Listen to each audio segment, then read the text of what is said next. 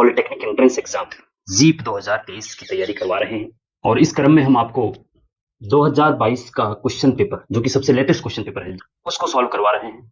और इसके मैथमेटिक्स वाले पार्ट के हम 5 क्वेश्चन करवा चुके हैं 51 से 55 तक। अब हम चलते हैं क्वेश्चन नंबर 56 पे।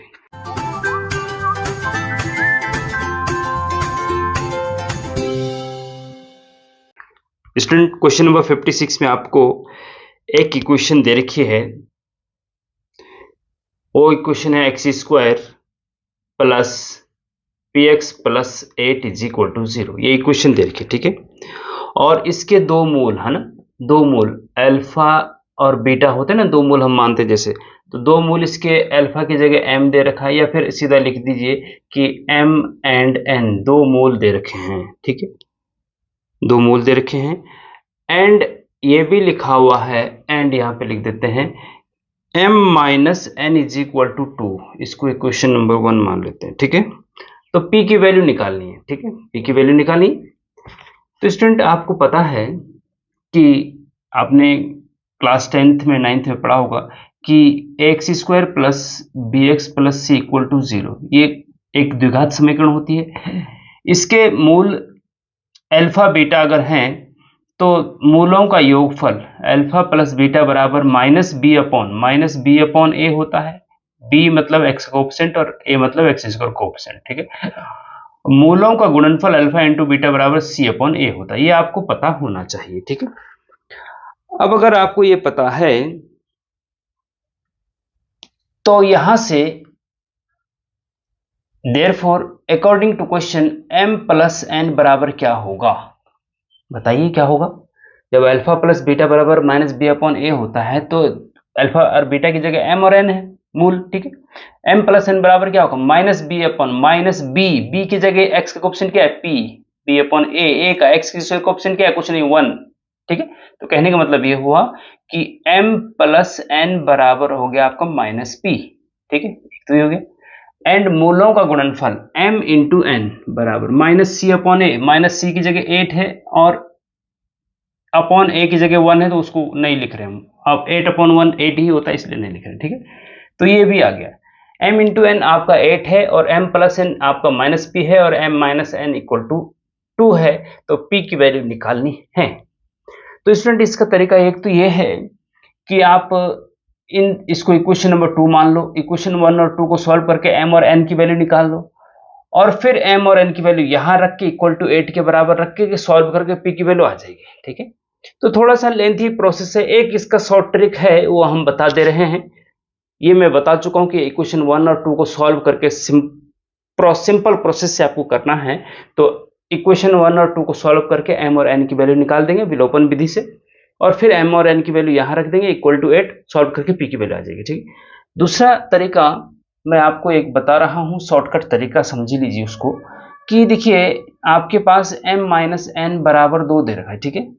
तो जो m माइनस n है इसको हम m प्लस n का होल स्क्वायर माइनस 4mn और रूट भी लगा दो, ये लिख सकते हैं। m माइनस n को आप ये लिख सकते हैं, सॉरी mn है यहाँ 4mn is equal to 2। m minus n को ये लिख सकते हैं इज इक्वल टू 2, तो यही क्यों लिख सकते हैं, m प्लस n का होल स्क्वायर खोलेंगे आप तो m square plus n square plus 2mn आएगा, और 2mn से माइनस का 4mn कटेगा तो माइनस का 2mn बचेगा, तो m square plus n square minus 2mn, तो m माइनस n का होल स्क्वायर हो जाएगा, होल स्क्वायर से रूट हट जाएगा तो m माइनस n बचेगा, ठीक है।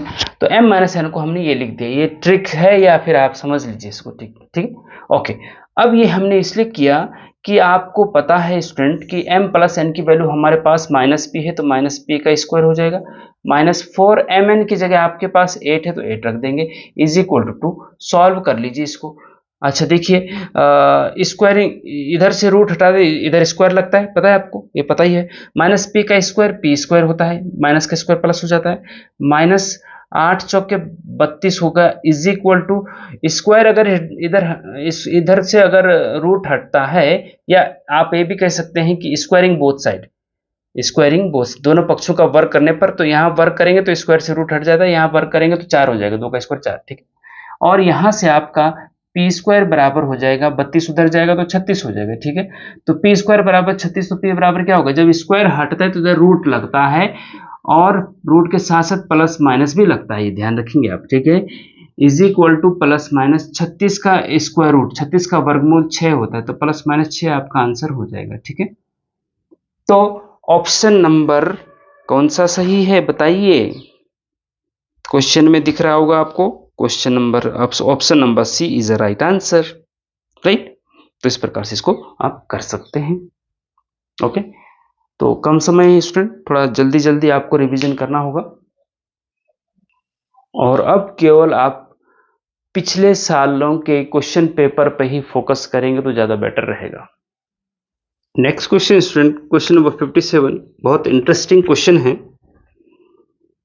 एक कमरे का प्रत्येक व्यक्ति दूसरे व्यक्ति से हाथ मिलाता है, हाथ मिलाने की कुल संख्या 45 है, तो उस कमरे में लोगों की संख्या कितनी होगी, 5, 10, 15, 20, ठीक है।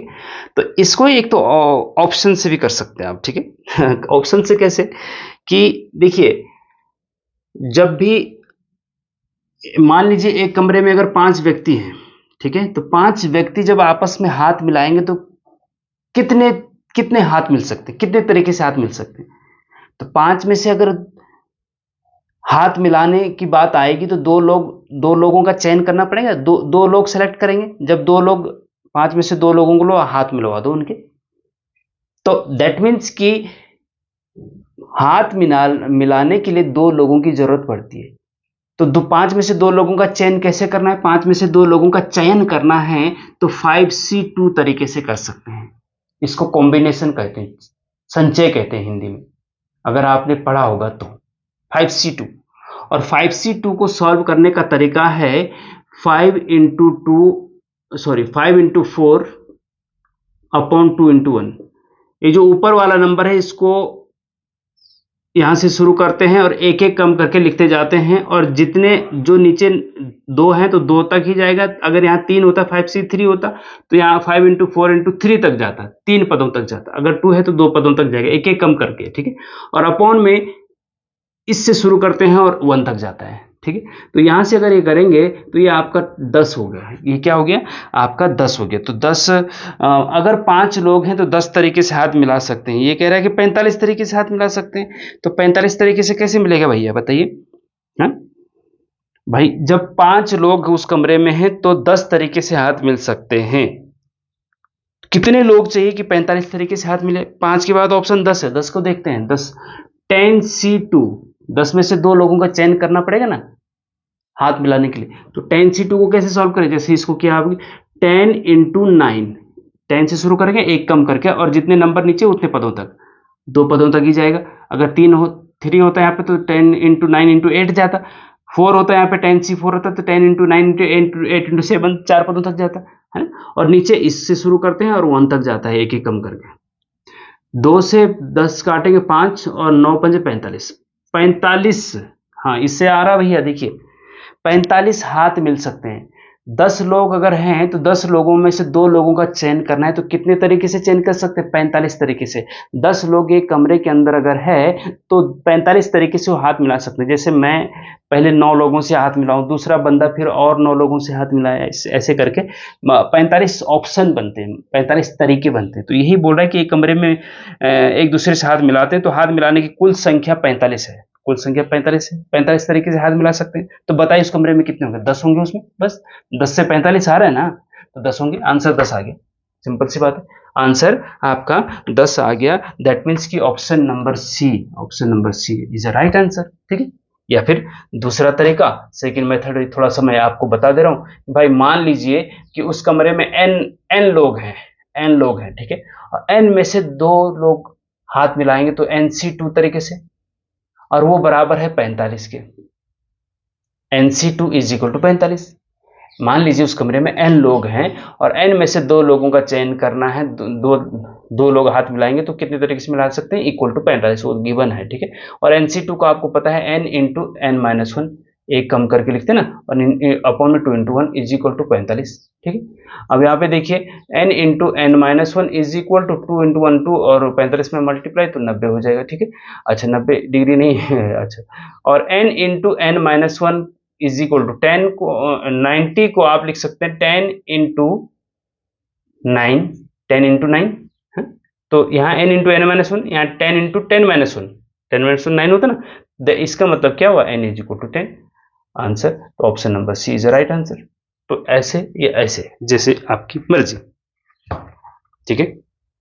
कोई दिक्कत तो कमेंट कर सकते हैं। नेक्स्ट क्वेश्चन 58, ये आपका ट्रिग्नोमेट्री का है, आपको दे रखा है tan 7 degree into tan 23 degree into tan 67 degree, sorry 39 degree into tan 60 degree into tan 51 degree into tan 67 degree into tan 83 degree, ठीक है। ओके, इसको सॉल्व करके आपको आंसर बताना है कि क्या आएगा, ठीक है। तो भैया ऐसा है, ये कटने फटने चाहिए, कुछ ऐसा होना चाहिए ना, इसमें हमें केवल tan 60 डिग्री की वैल्यू पता होती है, इनकी नहीं होती है, हाँ? तो ये इनमें से आपस में से कट जाए तो अच्छा होगा, है ना। हाँ, तो देखिए tan 7 डिग्री और tan 83 कुछ मैचिंग है ना, ये 90 माइनस 7 है, 90 माइनस 7 83 और tan 7, तो कुछ ना कुछ मैच बन रहा है, ठीक है। तो tan 7 को आप लिख सकते हैं cot 90 माइनस 7 डिग्री, लिख सकते हैं कि नहीं। आपको पता होना चाहिए स्टूडेंट कि cot 90 minus theta is equal to tan theta होता है, ठीक है। इसीलिए हमने tan 7 को cot 90 माइनस 7, cot थीटा की जगह 7 है, तो cot 90 minus 7 tan 7, cot 90 minus theta tan theta, ठीक। तो इसकी जगह ये लिख दिए इंटू, इसकी जगह पे आप लिख सकते हैं cot 90 minus 23, cot 90 minus 23 tan 23 into tan 39 की जगह लिख सकते हैं cot 90 minus 39 degree is equal to tan 39 into tan 60 degree की जगह √3, tan 60 की वैल्यू √3 होता है और tan 30 की वैल्यू 1/√3 होता है, ये आपको याद होना चाहिए। इंटू और आके एज इट इज रखिए फिलहाल tan 51 degree into tan 7 degree into tan 83 degree, ठीक है जी। पीछे वाला एज इट इज रखिए, कोई दिक्कत नहीं, इज इक्वल टू देखिए cot 90 माइनस, हाँ तो ये हो जाएगा cot 90 में से 7 गए तो cot 83 डिग्री हो जाएगा, इंटू ये हो जाएगा cot, ये 90 में से 23 माइनस करेंगे तो 67 हो जाएगा, इंटू cot 90 माइनस 39 करेंगे तो 51 हो जाएगा, ठीक है, इंटू √3 इंटू 10।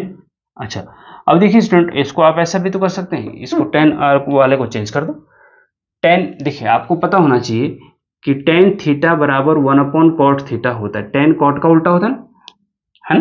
तो tan 51 को आप 1/cot 51 लिख सकते हैं कि नहीं, लिख सकते हैं ना, इंटू इसको 1/cot 67 इंटू इसको 1/cot 83, ठीक है। अब देखिए cot 83 ऊपर है, नीचे कट जाएगा, cot 67 cot 51, ठीक है, बचेगा क्या, √3 बचा, और √3 आपका सही आंसर हो जाएगा, फाइनल आंसर हो जाएगा। ऑप्शन क्या है आपका, ऑप्शन है आपका सी, तो option number C is right answer, है ना, देख लीजिए, ठीक है। तो इस प्रकार से इसको कर सकते हैं। चलते हैं नेक्स्ट क्वेश्चन पे। नेक्स्ट क्वेश्चन 59, आपके पास एक इक्वेशन दे रखी स्टूडेंट, वो है x² plus ax plus b is equal to 0। ये इक्वेशन है, द्विघात समीकरण है, ठीक है। इस समीकरण के मूल जो है ना, वो बोला हुआ है कि एक मूल दूसरे का 1/3 गुना है, तो a और b के बीच सही संबंध क्या होगा, ठीक है। तो मान लीजिए इसका इसका अगर एक मूल अल्फा है तो दूसरा मूल क्या होगा, इसका 1/3 गुना, मतलब 1/3 गुना अल्फा, मतलब अल्फा अपॉन 3 होगा। ठीक है भाई, जब इसका एक मूल अल्फा मान लिया हमने तो दूसरा मूल क्या होगा, अल्फा अपॉन 3 होगा, क्योंकि 1/a, वो कह रहा है क्वेश्चन में लिखा हुआ है कि 1/3 गुना है। एक मूल अगर अल्फा है तो दूसरा मूल उसका 1/3 गुना है, तो 1/3 गुना अल्फा, अल्फा बटन 3 होता है। ठीक है, ओके। तो दो मूल ये मिल गया आपके। अब आपको पता है कि मूलों का योगफल अल्फा प्लस बीटा, तो बीटा की जगह अल्फा अपॉन 3 है, alpha plus alpha upon 3 is equal to minus B upon A होता है ना भाई, आपको पता हो ना ए एक्स, इसको अभी अभी जस्ट अभी पीछे एक क्वेश्चन कराया हमने, है ना। तो द्विघात समीकरण से बहुत क्वेश्चन पूछे गए हैं। तो अल्फा प्लस बीटा बराबर minus B upon A, alpha beta बराबर सी अपॉन ए। ठीक है, C upon A, B upon A. तो यहाँ पे अल्फा प्लस बीटा मतलब alpha plus alpha upon 3 equal to minus B की जगह यहाँ पे ए है, हाँ, एक्स का कोफिशिएंट ए है, अपॉन ए मतलब एक्स स्क्वायर कोफिशिएंट 1 है। ठीक है, तो कहने का मतलब ये हो गया। इससे क्या मिला आपको, यहाँ पे देखिए अल्फा का मल्टीप्लाई यहाँ करेंगे तो 3 अल्फा और alpha 4 alpha upon 3 is equal to minus A हो गया। ठीक है जी। अच्छा, यहाँ से आपको ऐसा करो कि अल्फा बराबर क्या हो जाएगा, 3 यहाँ आ जाएगा, -3a अपॉन 4 आ जाएगा। ठीक है, अल्फा की वैल्यू इतनी आ गई। एंड अब देखिए मूलों का गुणनफल अल्फा इंटू अल्फा, तो ये दिस इंटू दिस, हाँ, alpha into alpha upon 3 is equal to C upon A, C की जगह क्या है, बी है, अपॉन ए की जगह क्या है, 1 है। ठीक है, okay. Implies alpha into alpha, alpha square हो जाएगा, और upon 3 is equal to B, और यहाँ से अल्फा स्क्वायर बराबर क्या हो जाएगा, 3b हो जाएगा। क्या हो जाएगा, 3b हो जाएगा। ठीक है, अब अल्फा की जगह भैया पूरा यही रख दीजिए, -3 अपॉन 4। ठीक है, तो ये हो जाएगा आपका यहाँ पे। अब यहाँ पे अल्फा की जगह आप -3a अपॉन 4 रख सकते हैं, है ना। तो अल्फा की जगह -3a अपॉन 4 रख दिया और उसका होल स्क्वायर कर दिया इज इक्वल टू 3b। ठीक है जी। एम्प्लाइज माइनस का स्क्वायर प्लस हो जाता है, 3 का स्क्वायर 9 और a का स्क्वायर a स्क्वायर और 4 का square 16 is equal to 3b। ठीक है, एम्प्लाइज 9a स्क्वायर बराबर हो गया 3 इंटू 16b, 3 से 3 3 9, ये कटेगा तो हमें मिलेगा 3a स्क्वायर बराबर 16b। क्या यही कोई रिलेशन इसमें है क्या, 3a स्क्वायर बराबर 16b आपका ऑप्शन नंबर ए में दिख रहा है। ठीक है, तो ये option number A is a right answer. ठीक है, option number A is a right answer. ठीक है, कोई दिख रहा है नीचे, थोड़ा सा नीचे हो गया, कोई बात नहीं। ठीक है, थोड़ा नीचे हो गया तो इसको आप ऐसा भी लिख सकते, यहाँ पे लिख सकते हैं 3a स्क्वायर बराबर 16b हो रहा है कटिंग करके, तो option number A is right answer. Okay,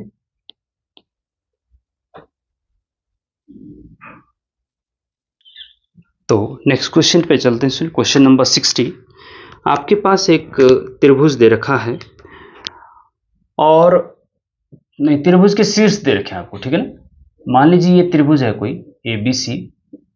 ठीक है, इस त्रिभुज के शीर्ष दे रखे स्टूडेंट a, b प्लस सी, और बी दूसरे के शीर्ष दे रखे b, c प्लस a, और तीसरे शीर्ष दे रखा c, a प्लस b। ठीक है, अब आपको ये पता होना चाहिए कि अगर त्रिभुज के शीर्ष दे रखे हों तो त्रिभुज का क्षेत्रफल कैसे निकाला जाता है। ठीक है, अगर त्रिभुज का आधार और लंबाई ऊंचाई दे रखी हो तो त्रिभुज का क्षेत्रफल क्या होता है, 1/2 गुणा आधार गुणा लंब। ठीक है, लेकिन यहाँ लंब आधार नहीं दे रखा है, यहाँ पे शीर्ष दे रखे हैं। जब त्रिभुज के शीर्ष दे रखे होते हैं तो त्रिभुज का क्षेत्रफल क्या होता है ये आपको पता होना चाहिए। अगर त्रिभुज के शीर्ष x1, ये x1 और ये y1 है मान लीजिए, हाँ, और ये x2 और ये y2 है मान लीजिए, और ये x3 और y3 है मान लीजिए थोड़ी देर के लिए। ठीक है, तो त्रिभुज का क्षेत्रफल क्या होता है, त्रिभुज का क्षेत्रफल बराबर होता है स्टूडेंट, फॉर्मूला 1/2 बड़ा ब्रैकेट x1 ब्रैकेट के अंदर y2 minus y3 plus x1 के बाद x2 आएगा, हाँ, और वो अंदर क्या आएगा, 2 के बाद 3 होता है ना, तो y3 माइनस 3 के बाद y1, अंदर y वाले आते हैं, बाहर x वाला आता है, फिर प्लस बताइए क्या होगा, x1 x2 आगे क्या होगा x3। ठीक है, अंदर क्या आएगा बताइए, 3 के बाद क्या आता है, 1 आता है ना, 3 के बाद फिर से 1 आता है ना, तो y1 माइनस y1 के बाद 2 आता है, तो y2 ऐसे याद रखेंगे।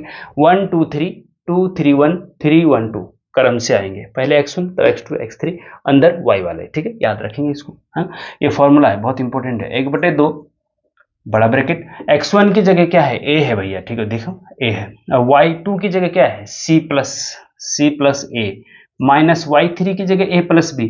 अब जब a प्लस बी है तो माइनस लगने से क्या है, माइनस a और माइनस b हो जाएगा दोनों, ठीक है, ये ध्यान रखना। प्लस x2 की जगह क्या है, b है। y3 कितना है, a प्लस b है, y3 प्लस बी है। अगर आप चित्र में बनाए तो आसानी से समझ में आ जाता है। y3 माइनस y1 कितना है, b प्लस c है, तो माइनस का b माइनस का c हो जाएगा, माइनस है ना, दोनों माइनस के हो जाएंगे। प्लस x3 की जगह क्या है, c है, और ब्रैकेट में y1 है b plus c, minus y2 क्या है, c प्लस a है, तो c माइनस a हो जाएगा, माइनस c और माइनस a हो जाएगा, ठीक है, बड़ा ब्रैकेट बंद। ठीक है, सॉल्व करो इसको। कुछ कट रहा है, हाँ, प्लस से माइनस से कट रहा है, प्लस से माइनस से, प्लस से माइनस से कट रहा है, ठीक है। 1/2 बाहर है, कोई दिक्कत नहीं। अंदर जो है c माइनस बी है, तो a का अंदर मल्टीप्लाई भी करते जाओ, तो ac माइनस ए बी, है ना, प्लस b का a में, तो ए बी या बी ए की बात होता है, ए बी लिख रहे हैं हम क्रम से, पहले वाला a पहले a बाद में b है, तो ए बी लिख रहे हैं, और बी सी माइनस का बी सी, फिर प्लस सी बी है तो इसको बी सी लिख दो, सी ए है तो इसको माइनस ए सी लिख दो, है ना। अब देखो कुछ और भी कट रहा है क्या, माइनस ए सी से plus A C, minus A B से plus A B, minus B C से प्लस बी, सारे जीरो के, तो इसका मतलब 1/2 ब्रैकेट के अंदर जीरो आया तो पूरा का पूरा जीरो हो गया, आंसर जीरो आ रहा है भाई। तो भैया इस त्रिभुज का जो क्षेत्रफल है वो जीरो है। तो ये त्रिभुज क्षेत्रफल जीरो कब होता है, जब ये ए यहाँ पे ना होकर के सीधे यहीं पे हो, ए बी सी एक लाइन में, तो त्रिभुज का क्षेत्रफल कुछ बचता ही नहीं फिर, है ना, ऐसे कुछ होगा वो। तो कहने का मतलब option number D is a right answer. Okay, sorry.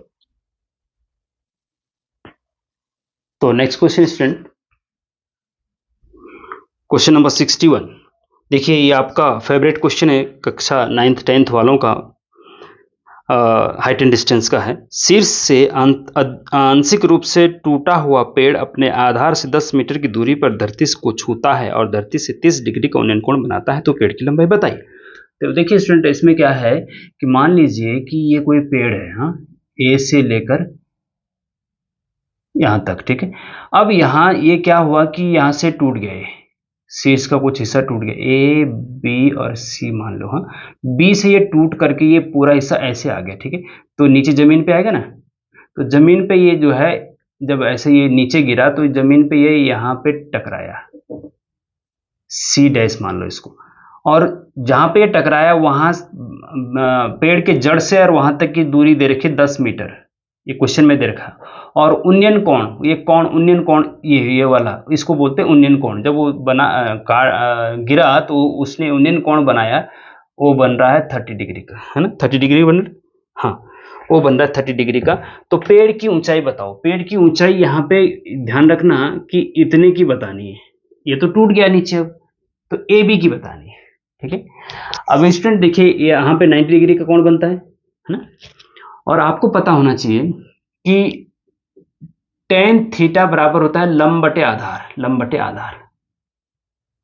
यहां पे आधार, ये आधार है, ये लंब है, ये कर्ण है, ठीक है। तो tan थीटा, थीटा की जगह आएगा 30 डिग्री, लंब की जगह आएगा ए बी, जो ज्ञात करना है आपको, ए बी अपॉन आधार की जगह आएगा 10, ठीक है। ओके, tan 30 डिग्री का मान आपको पता होना चाहिए, 1/√3 होता है, is equal to A B बटे 10, ठीक है। और tan का मल्टीप्लाई यहां करेंगे तो ए बी बराबर क्या मिलेगा, 10/√3 मीटर, आंसर, ठीक है। तो ये पेड़ की लंबाई आ गई। तो option number A is a right answer, option number A is a right answer, ठीक है। तो जो आपके आंसर शीट मिलेगी आपको, उसके सामने क्वेश्चन नंबर 61 के सामने जो ए होगा लिखा हुआ, उस पर गोला करना होता है आपको, है ना। और ध्यान रखना स्टूडेंट, आंसर शीट बहुत सावधानी पूर्वक भरिएगा, गलती मत करना उसमें, हाँ, अदरवाइज कंप्यूटर चेक नहीं करो, क्योंकि वो आंसर शीट जो OMR शीट होती है उसमें कंप्यूटर ही उसको चेक करता है, ठीक है। तो कंप्यूटर गलती थोड़ा सा भी होगा तो चेक नहीं करता है, तो सावधानी पूर्वक भरिएगा। Okay. Next question is question number 62। ये देखिए द्विघात समीकरण बाइनोमियल क्वाड्रेटिक इक्वेशन से स्टूडेंट आपके पास बहुत क्वेश्चन पूछे गए हैं द्विघात समीकरण से। आपके पास एक इक्वेशन दे रखी है 4x square minus p minus 2x plus 1 is equal to 0, ठीक है। और बोला गया कि इसके मूल समान है। मूल क्या है? समान है, मूल इक्वल है। तो स्टूडेंट ये कंडीशन आपको पता होनी चाहिए कि एक विविक्त कर होता है, विविक्त कर d is equal to under root B square minus 4ac, ठीक है। जब मूल समान होते हैं तो विविक्त कर की वैल्यू 0 होती है, मतलब इक्वल टू 0 होता है। जब मूल समान होते हैं किसी इक्वेशन के तो विविक्त कर का मान 0 होता है, क्योंकि मूल समान है, मूल समान है। इसलिए विविक्त कर d equal to 0, d equal to 0 मतलब under root B square minus 4ac। अब d वैसे अंडर रूट के अंदर वाला होता है ना, अंडर रूट के अंदर वाला होता है। बी स्क्वायर माइनस 4ac को ही विविक्त कर बोलते हैं, बी स्क्वायर माइनस 4ac, क्योंकि x की जब वैल्यू निकाली जाती है ना, minus B plus minus under root B square minus 4ac upon 2a होता है, ठीक है। ये फॉर्मूला आपको पता होगा। जब मूल निकाले जाते हैं तो इससे भी निकाल सकते हैं, श्रीधराचार्य का फॉर्मूला।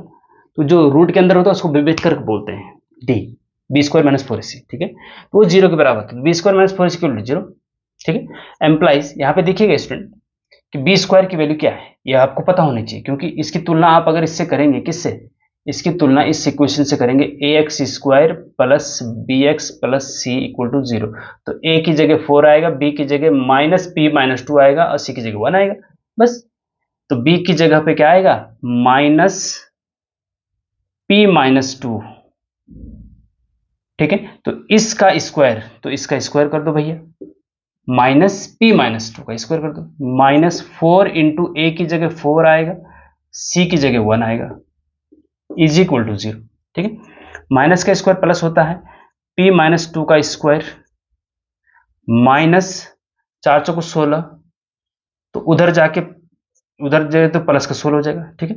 एम्प्लाइज p माइनस 2 का स्क्वायर 16 है, तो p माइनस 2 बराबर क्या होगा? जब स्क्वायर हटता है तो इधर रूट लगता है और प्लस माइनस भी लगता है, ठीक है जी। तो p माइनस 2 बराबर हो जाएगा प्लस माइनस 4।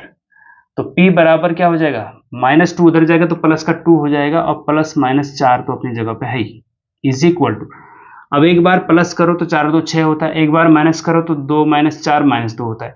तो p की वैल्यू 6 और माइनस 2 आई है, आंसर p की वैल्यू ये आई है, ठीक है।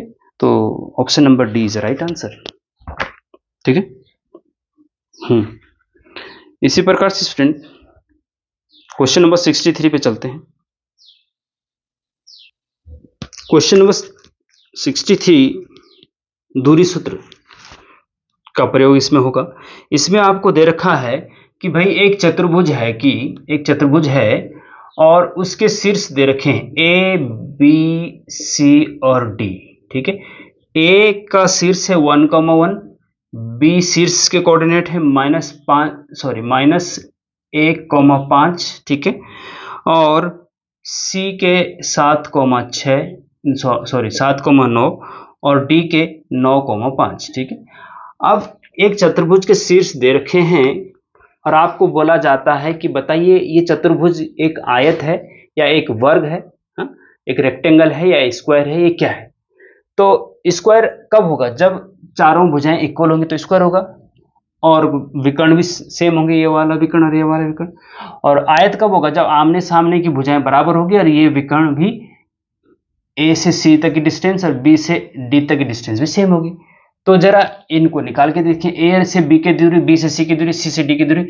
हाँ, आपको पता है दूरी सूत्र आपको पता ही होगा स्टूडेंट कि जैसे माना ए और बी है और इसके कोऑर्डिनेट x1 और y1 हैं और इसके कोऑर्डिनेट x2 और y2 हैं, तो दूरी सूत्र से ab कैसे निकालते हैं? Under root x2 minus x1 का whole square plus y2 minus y1 का होल स्क्वायर, ये दूरी सूत्र होता है, ये आपको पता होना चाहिए। तो ये दूरी सूत्र अगर आपको याद है तो आप सब कुछ कर सकते हैं। अब इस ए बी को निकालना है, तो यहां से ए बी अगर निकालना हो, ए बी बराबर under root x2 minus x1। देखिए अगर ए बी की बात करें तो ये x1 है, ये y1 है, और ये x2 है और ये y2 है, ठीक है, ऐसा करके आप मान सकते हैं। तो ए बी बराबर x2 माइनस x1, तो -1 -1 माइनस पहले से x1 की जगह 1 का होल स्क्वायर प्लस y2 5 है, माइनस y1 कितना है 1 है, तो इसको स्क्वायर अंडर रूट -1 -2 का स्क्वायर 4 होता है, प्लस 5 में से 4 का स्क्वायर 16 होता है, तो अंडर रूट 20 आ गया आपका, ठीक है। अंडर रूट 20 आपका ए बी आ गया। अंडर रूट 20 कितना आ गया, सॉरी ए बी कितना आ गया, अंडर रूट 20 आ गया। हाँ, अब डीसी निकाल के देखो। देखिए डीसी निकालेंगे तो यहाँ पे भी x1 y1 x2 y2 का फॉर्मूला लगाएंगे, तो ये भी स्टूडेंट अंडर रूट 20 आ रहा है। ये मैं डायरेक्ट लिख दे रहा हूं, आप कर लेना इसको, अंडर रूट 20 आएगा। डिस्टेंस फॉर्मूला ऐसे ही लगाना है, x1 y1 x2 y2 करके, ठीक है। इसी प्रकार से अब इन दोनों को निकालो, तो AD की वैल्यू कितनी आ रही है, हम डायरेक्ट लिख दे रहे हैं, AD की वैल्यू अंडर रूट 80 आ रही है, ठीक है। AD की वैल्यू निकालेंगे तो x1 y1 इसको मानना, x2 y2 इसको मानना, ठीक है। AD की वैल्यू क्या है, अंडर रूट 80 आ रही है, ठीक है। अच्छा, अब BC निकालो, BC भी अंडर रूट 80 आ रहा है, तो अंडर रूट 80 आ गया, तो इसका मतलब स्क्वायर तो नहीं, आमने सामने की भुजाएं बराबर हो गई तो आयत हो सकता है, लेकिन इसके लिए विकर्ण, ये दोनों विकर्ण भी सेम होने चाहिए, मतलब AC और BD भी इक्वल होने चाहिए। तो AC निकालेंगे, कैसे निकालेंगे AC निकालेंगे A से लेकर C तक, x1 y1 और x2 y2 इनको मान लेंगे, AC निकल जाएगा, है ना।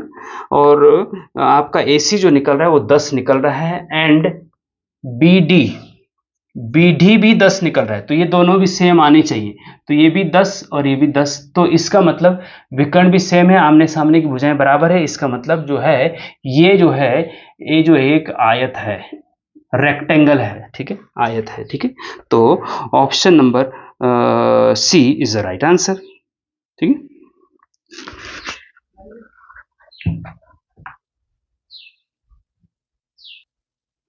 तो नेक्स्ट क्वेश्चन नंबर 64, इसमें आपको tan थीटा की वैल्यू दे रखी है -4/3, ठीक है, और आपको साइन थीटा की वैल्यू बतानी है, क्या होगी, ठीक है स्टूडेंट।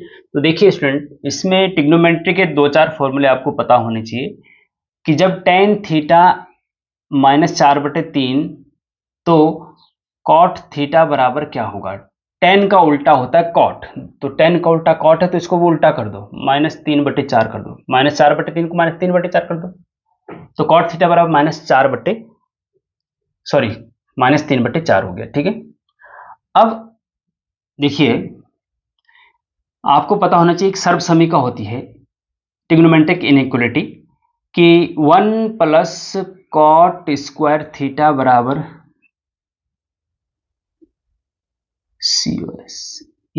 Cosec square theta. जैसे आपने पढ़ा होगा 1 प्लस टेन स्क्वायर थीटा बराबर सेक स्क्वायर थीटा होता है ना, ऐसे ही एक इनइक्वालिटी, और तीसरी 3 ही इनइक्वालिटी होती है ट्रिग्नोमेट्री में, sine square theta plus cos square theta बराबर 1, ये 3 इनइक्वालिटीज होती हैं। इसी में से एक इनइक्वालिटी या सर्वसमीका, त्रिकोणमिति सर्वसमीका ये है, ठीक है। अब यहाँ पे आप इसकी वैल्यू रखो, 1 प्लस कॉट थीटा की जगह -3/4 का स्क्वायर, -3/4 का square is equal to cosec square theta.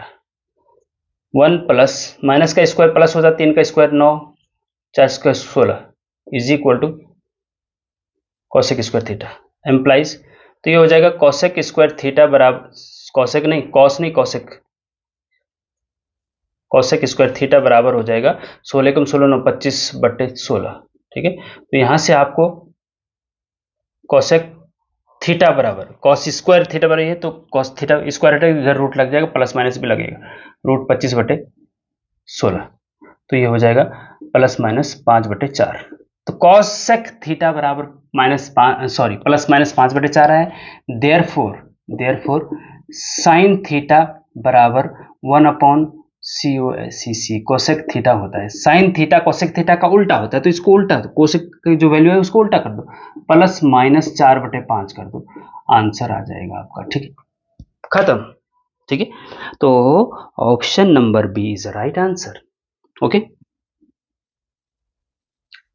कोई भी क्वेश्चन हो तो आप कमेंट करके जरूर पूछिएगा। अब लास्ट क्वेश्चन स्टूडेंट इस वीडियो लेक्चर का, क्वेश्चन नंबर 65। आपके पास दे रखा है कि साइन 3a माइनस बी बराबर 1 and cos 2a minus B बराबर √3/2, ये आपके पास दे रखा है और आपको साइन ए और कॉस बी की वैल्यू निकालनी है। ठीक है, तो पहले ए और बी की वैल्यू निकाल लेते हैं ना। देखिए स्टूडेंट, आपको पता है कि sine 3a minus B is equal to 1। 1 में साइन की वैल्यू क्या होती है, तो साइन 90 की वैल्यू होती है, तो 1 की जगह साइन 90 लिख सकते हैं। एंड यहाँ पे कॉस 2a माइनस बी बराबर, कॉस में किसकी वैल्यू √3/2 होती है, तो कॉस 30 डिग्री की वैल्यू √3/2 होती है, आपको पता होना चाहिए। ठीक है जी, अब यहाँ से साइन हट जाएगा तो 3a माइनस बी बराबर 90 होगा ना, है ना, 90 डिग्री, इक्वेशन 1। एंड यहाँ कॉस से कॉस हट जाएगा तो 2a माइनस बी बराबर, इसीलिए हमने कॉस बनाया था, है ना, 30 डिग्री, इक्वेशन नंबर 2। इन दोनों को सॉल्व करेंगे। देखिए 1 माइनस 2 एम्प्लाइज, समीकरण 1 से 2 घटाने पर इसमें से इसको घटाएंगे तो ये माइनस का ये प्लस का हो जाएगा, तो इससे कट जाएगा। 3a में से 2a घटेगा तो a बचेगा, है ना, और 90 में से 30 घटाएंगे तो 60 डिग्री। तो कहने का मतलब ये है कि a बराबर 60 डिग्री आ गया। ठीक है, a की वैल्यू आप इक्वेशन 2 में रख दो, है ना, 2 एम्प्लाइज, a की वैल्यू 2 में रखेंगे तो 60 दूना 120 हो जाएगा, minus b is equal to 30 degree. ठीक है, तो b बराबर क्या हो जाएगा, b उधर जाएगा, 30 इधर आएगा, तो 120 में से 30 गए 90 डिग्री, तो b की वैल्यू 90 डिग्री आ गई जी। ठीक है, a और b की वैल्यू आ गई। अब आपको साइन ए और कॉस भी निकालना है। देयरफॉर साइन a बराबर क्या होगा, तो साइन a मतलब साइन 60 डिग्री, साइन 60 डिग्री बराबर, साइन 60 की वैल्यू क्या होती है, √3/2, एक आंसर तो ये आ गया। एंड कॉस b चाहिए, कॉस b बराबर, कॉस b की वैल्यू क्या है, 90 डिग्री आई है ना, कॉस 90 डिग्री की वैल्यू क्या होती है, कॉस साइन 90 की वैल्यू 1 होती है, तो कॉस 90 की वैल्यू 0 होती है। ठीक, तो √3/2 और 0 आपके आंसर आए हैं। तो इसका मतलब ये हुआ कि option number A is right answer. ठीक है स्टूडेंट, तो स्टूडेंट इस प्रकार से इन क्वेश्चंस को आप करेंगे और इससे आगे के हम नेक्स्ट वीडियो लेक्चर में लाएंगे। तब तक के लिए आप इन क्वेश्चंस को बहुत अच्छे से प्रैक्टिस, क्योंकि आपका जो आने वाला जीप 2023 का एग्ज़ाम है उसमें ज़्यादातर क्वेश्चन पिछले क्वेश्चन पेपर से उठा के दिए जाते हैं या फिर मिलते जुलते होते हैं। तो जब इस क्वेश्चन पेपर की 2022 के मॉडल क्वेश्चन पेपर की प्रैक्टिस आप अच्छे से करेंगे तो बहुत इजी हो जाएगा आपको एग्जाम को हैंडल करना। और इसको बहुत अच्छे से करिए, पहले क्वेश्चन पेपर को बहुत अच्छे से समझिए, फिर अपने आप क्वेश्चन को सॉल्व करने का प्रयास करिए। ठीक है स्टूडेंट, तो बेस्ट ऑफ लक आपके एग्जाम के लिए। उम्मीद करते हैं आप एग्जाम में बहुत अच्छा करके आएंगे और उम्मीद करते हैं आप एक सरकारी संस्थान में आपका चयन होगा और एक मनपसंद ब्रांच आपको मिलेगी, ये हम उम्मीद करते हैं। Best of luck, thank you very much.